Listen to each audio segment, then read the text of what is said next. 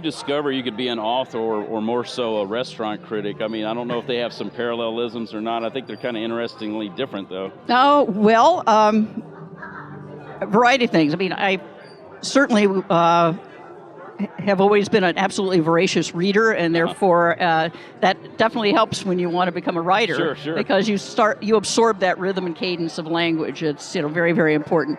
And of course, it's interesting. I had a chance encounter with the well-known novelist from Kentucky, Barbara Kingsolver.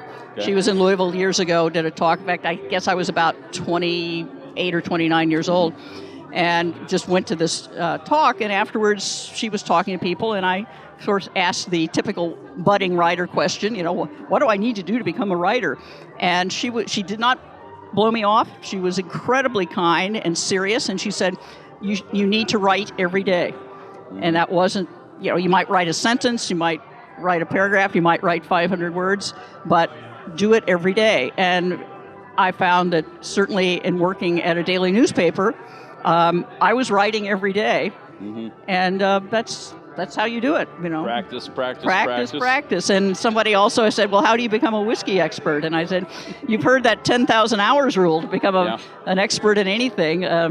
And I figured the other day that at this point I've tasted well over 600 American whiskeys, and you look pretty good. Oh, well, thank you. Yeah, I am on my third liver. But there's that. That's another TV show. That's definitely another TV show. No, it's just when you say tasting, it truly is a tasting, not a guzzling. Sure. So people don't always So understand when did you that. discover, your passion for, the writing part of it, being an author, and then being a restaurant critic, and then this whole thing behind bourbon?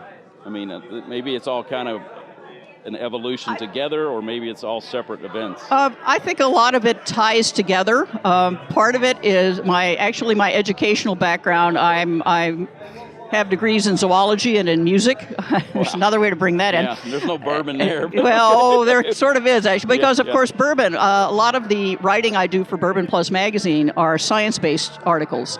And I absolutely love the botany, the chemistry, the biology that goes into making whiskey. And I had a marvelously, I thought I had fun writing it, geeky article about yeast in Bourbon Plus a couple of issues ago. Yeah. And so that's great. And chemical reactions and corn, climate. Somebody's got to do that stuff, seriously. I mean, well, it's fascinating to me. It is. It absolutely is. And when people say what makes Kentucky bourbon, well, there are a lot of reasons. And part of that is historically corn grew like crazy here and still does.